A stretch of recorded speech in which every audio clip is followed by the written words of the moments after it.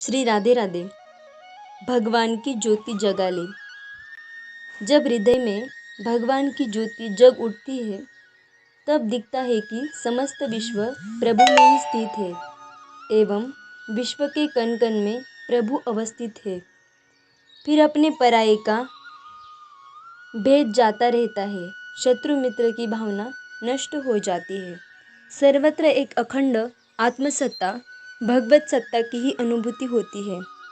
उस स्थिति में सागर की लहरें, पक्षियों का कलरव, वृक्षों की ओर से झुरझुर कर बहने वाली वायु, पर्वत शिखरों पर झरते हुए झरने, पर्वतों से निकली नदियाँ, सूर्य की प्रकाशमयी किरणें, चंद्र की शीतल चांदनी, नीला आकाश, नीले उजले काले पीले बादल, हरे भरे खेत, रंग बिरंगी फूल, फूलों पर गुनगुन करते हुए भंवरे, प्रत्येक वस्तु हमारे नेत्रों के सामने भगवान की परम सुंदर आनंदमयी लीला के अंग बनकर भगवान बनकर उपस्थित होती है।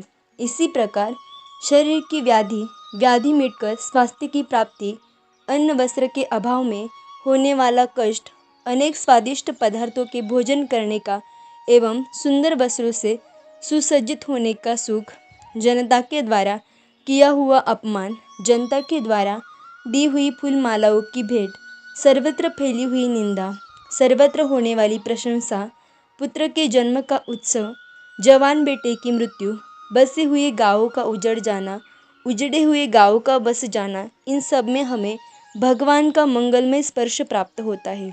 भगवान की लीला दिखती है। फिर हमारे ऊपर कोई बंधन नहीं रहता। यह करो, यह मत करो, ऐसे मत करो, इस समय मत करो, यह नियंत्रण उठ जाता है, क्योंकि हमारी चेष्टाएं भी उस अवस्था में कोई स्वतंत्र सत्ता नहीं रखती। हमारे अंदर से भी भगवान की ही इच्छा व्यक्त होती है, अतः ये भी उस महान लीला की अंगभूत बन जाती है। किसी गुफा में 1000 वर्ष से, लाख वर्ष से अंधकार भरा हो, किंतु उसमें हम किसी प्रकार एक ऐसा छेद बना दे कि सूर्य की किरणें प्रवेश करने लग जाए, फिर तो गुफा का अंधकार उसी क्षण जाता रहेगा।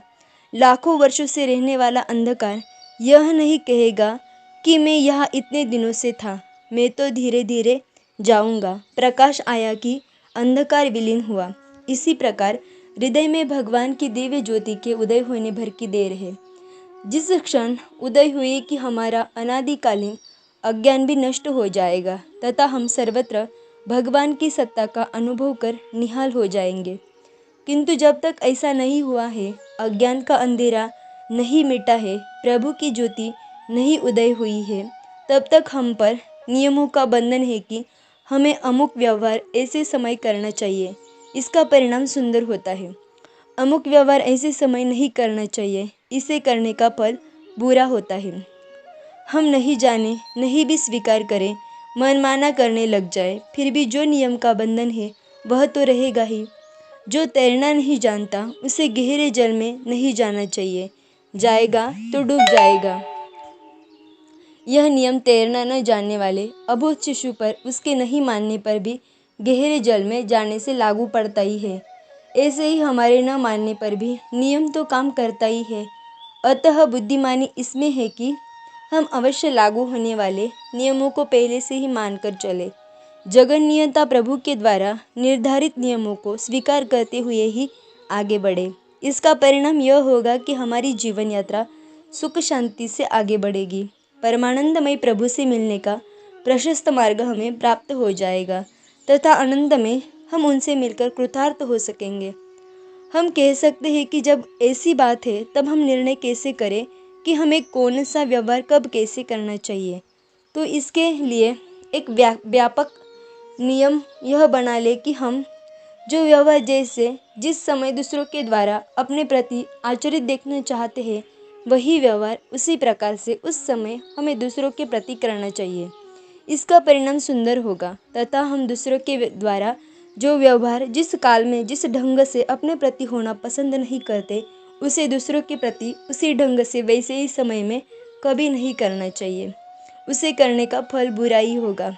इस नियम को धारण कर लेने पर निर्णय होने में न तो देर लगेगी, न कभी भूल ही होगी। अब सोचकर देखें, हम चाहते हैं कि सभी सदा सब बातों में हमसे सत्य बोले, कोई व्यक्ति कभी किसी प्रसंग में हमसे झूठ न बोले, लेन देन में सभी हमसे सच्चा व्यवहार करें, साग बेचने वाले हमें सच्चा भाव बताए, पूरा तोले, फल बेचने वाले अच्छे फल दे, ठीक ठीक मूल्य ले, मोदी सभी वस्तुएं अच्छी दे और उचित मूल्य ले, कोई भी हमें तनिक भी न ठगे, सभी हमसे सरल व्यवहार करे, कोई भी हमसे कपट न करे। हम ऐसा चाहते हैं या नहीं? कोई भी यदि कभी किसी प्रसंग में हमसे झूठ बोलता है, हमें ठगता है, हमसे कपट करता है तो हमें बुरा लगता है या नहीं?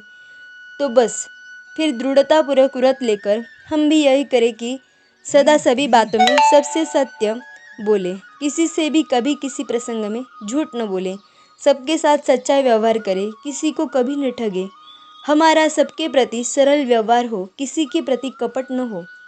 हम चाहते हैं कि सभी जगह हमें सबके द्वारा अधिक से अधिक शारीरिक सुविधा प्राप्त हो, कोई भी हमें कभी शारीरिक कष्ट न दे। हम जहाँ जाए वही अमृत भरी वाणी से हमारा स्वागत हो, सबकी वाणी में हमारे प्रति आदर भरा हो, प्रेम भरा हो, कोई भी हमें कटु वाणी न कहे, हमारा चित्त न दुखाए, मन से सभी हमारा मंगल चाहे, हमारे लिए शुभ चिंतन करे, कोई भी हमारा अनिष्ट न सोचे। बस ठीक इसी प्रकार हमें भी चाहिए कि हमारे संपर्क में आने वाले प्रत्येक प्राणी को हम अधिक से अधिक शारीरिक सुविधा दें, किसी को भी हमारे द्वारा शारीरिक कष्ट न पहुँचे, जो भी हमसे मिले उनके लिए हमारी वाणी में मधु भरा हो, मधु भरी वाणी से हम उनका आतिथ्य करें, उनके साथ बातचीत में हमारी वाणी से आदर एवं प्रेम झरता रहे, किसी के प्रति भूलकर भी हम कटुवाणी का प्रयोग न करें, कड़वी बात कहकर किसी का भी चित्त न दुखाए, मन से सभी के लिए मंगल सोचे, सभी के लिए शुभ भावना करें, भूलकर भी कभी किसी का अमंगल अशुभ अनिष्ट होने की इच्छा न करें। हम पर जब विपत्ति आती है, कोई कष्ट आता है, उस समय इच्छा होती है कि सभी हमें हृदय से लगा ले, सभी हाथ बढ़ाकर हमारे आंसू पोंछे, हमारे पास जो वस्तुएं नहीं है उनकी पूर्ति कर दे, उस समय कोई हमारी उपेक्षा न करे।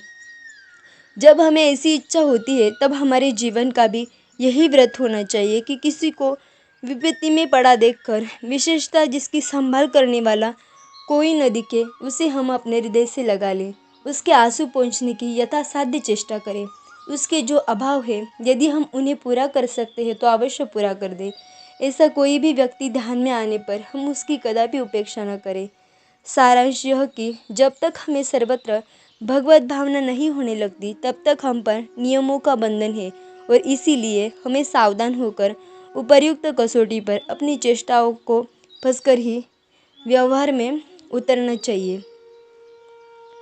पर इतने से ही हम भगवान के आलोक में जहाँ पहुँचेंगे ऐसी बात नहीं है, इसके लिए हमें और भी आगे बहुत आगे बढ़ना होगा। यह जगत का अत्यंत स्थूल प्रकाश हमें कैसे मिलता है, हम इस पर विचार करें। दीपक हो स्नेह, घृत या तेल हो, स्नेह में सनी बत्ती हो एवं फिर इस बत्ती का किसी जलते हुए दीप से संयोग हो जाए, इतनी बात होने पर हमें जगत का स्थूल आलोक प्राप्त होता है। आलोक प्राप्त होने पर भी यदि हमारी आंखें नष्ट हो गई है या मोतिया बिंद हो गया है तो हमें उस ज्योति की अनुभूति नहीं हो सकती। अतः सबसे पहले आंखें होनी चाहिए। इसी प्रकार प्रभु का आलोक पाने के लिए भी एक विशेष प्रकार के दीप, स्नेह आदि एवं आलोक दर्शन के युक्त आंखें आवश्यक है। हमारे अंदर श्रद्धा विश्वास की निर्मल आंखें हो, इंद्रिय दीप का काम करने लगे, भगवत प्रेम की स्निग्धता उन दीपों में भरने लगे, मन रूपी बत्ती उसके संयोग में आकर स्निग्ध बन जाए तथा यह बत्ती प्रभु का आलोक विस्तार करने वाले किसी सच्चे संत रूपी प्रज्वलित दीप से एक बार जुड़ जाए तो भगवान की ज्योति हमारे अंदर भी निश्चय प्रकट हो जाएगी। पहली बात तो यह है कि भगवान की सत्ता में, उनके अनंत सामर्थ्य में, उनके अनंत दिव्य गुणों में हमारी अचल अड़िग श्रद्धा हो। भगवान अवश्य है, वे सब कुछ करने में समर्थ है, वे करुणा सिंधु है, प्रेम समुद्र है, सौंदर्य सागर है, उनमें सत्य, क्षमा, सुचिता, कृतज्ञता, दक्षता, स्थिरता, सहिष्णुता, गंभीरता, समता, मंगलमयता, प्रेमवश्यता आदि अगणित अनंत सद्गुण अपरिसीम मात्रा में नित्य वर्तमान रहते हैं। एक क्षुद्र दर्पण में संपूर्ण आकाश का प्रतिबिंब ग्रहण करना जैसे असंभव है, वैसे ही प्रभु के अस्तित्व की, उनके अनंत अपरिसीम सौंदर्य, माधुर्य आदि सद्गुणों की पूरी कल्पना हमारे क्षुद्र मन बुद्धि में समा ही नहीं सकती। इस बात पर हमारा दृढ़ विश्वास हो। हमारे इस विश्वास को संशय की छाया कभी छूने न पाए। किंतु हमारा दुर्भाग्य कहे या क्या कहे, हमारे अंदर प्रभु पर विश्वास ही नहीं है।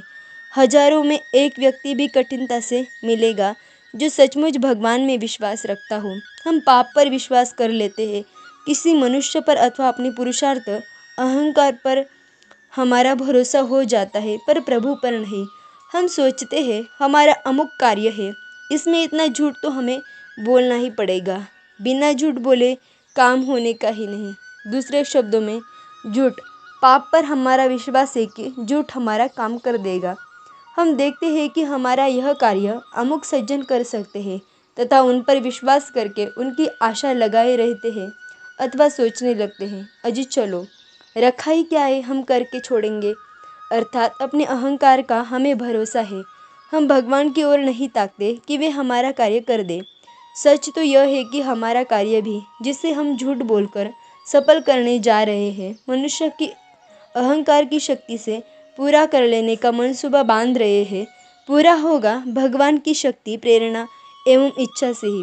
किंतु हमारा अविश्वास इस सत्य को हम पर प्रकट नहीं होने देता और हमें ऐसा दिखता है कि झूठ से काम होगा, वे कर देंगे, हम कर लेंगे। इस प्रकार हम सदा उत्तरोत्तर भगवान के आलोक से दूर ही हटते रहते हैं, उस ओर नहीं बढ़ते। कभी विश्वास करते भी है तो वह डगमग करता रहता है। नेत्रों की ज्योति में मोतियाबिंद की तरह उस विश्वास में संशय समा रहता है।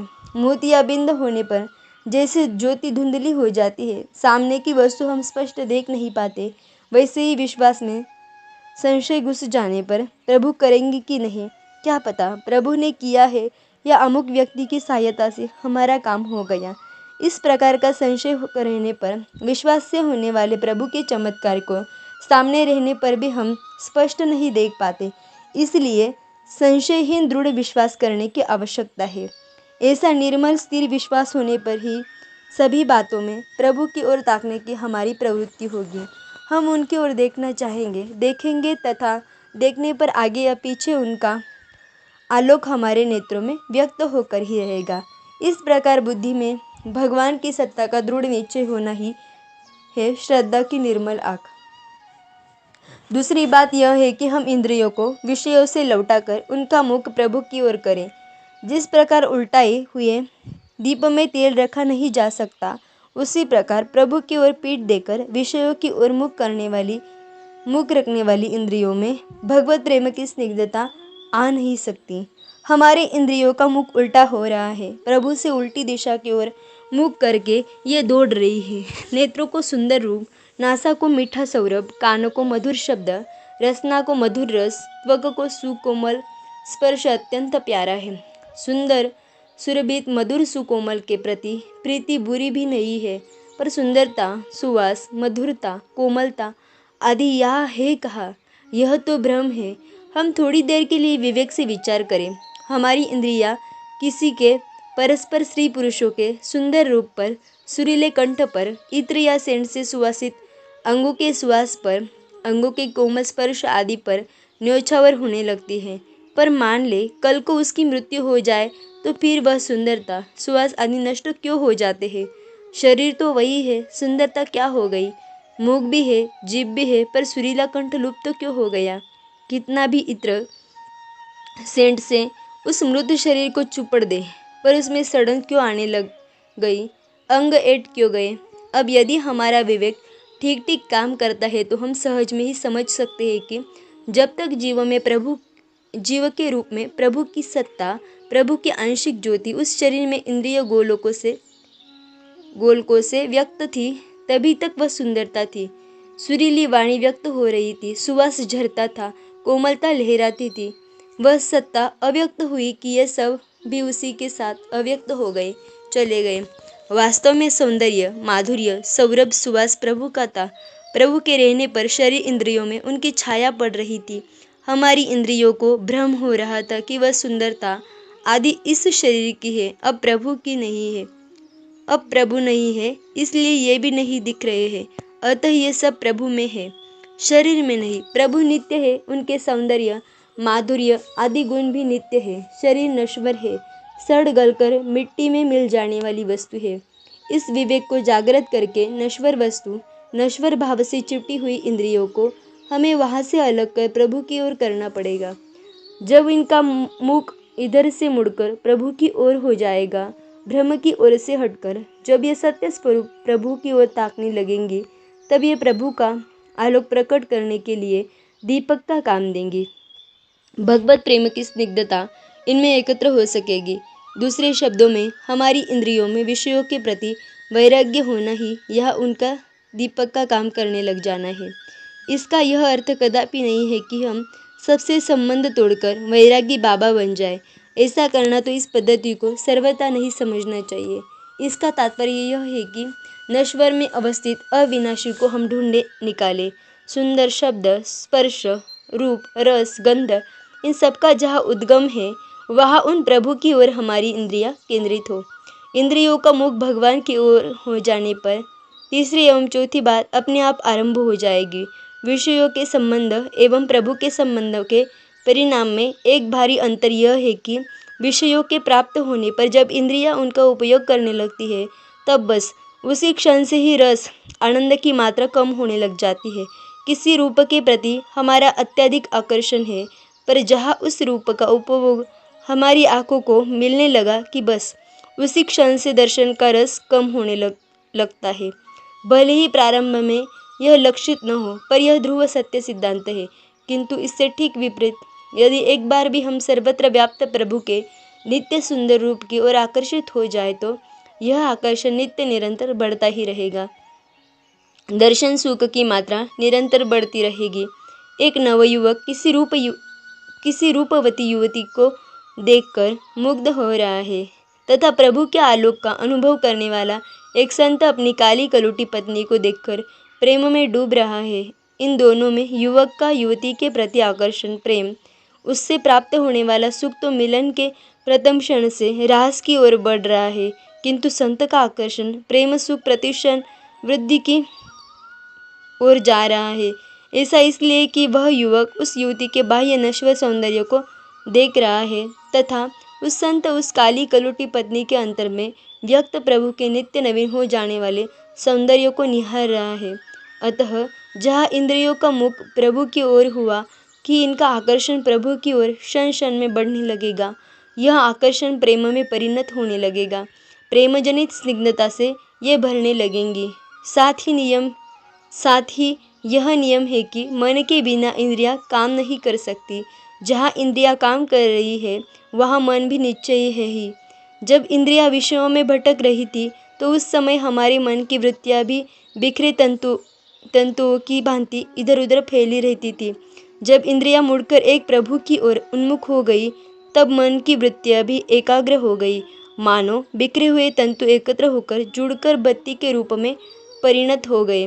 साथ ही यदि हमारी इंद्रियों में भगवत प्रेम की स्निग्धता बढ़ती जा रही है, तो निश्चय है कि उनके साथ रहने के कारण हमारा मन भी उस स्निग्धता से सनता जा रहा है। यदि है इंद्रिय रूप दीप का स्निग्ध पदार्थ से भर जाना एवं मन रूपी बत्ती आलोक ग्रहण करने के साधन का स्निग्ध हो जाना, इसी को कहते हैं भगवान में राग हो जाना। रागयुक्त मन का भगवान में एकाग्र हो जाना।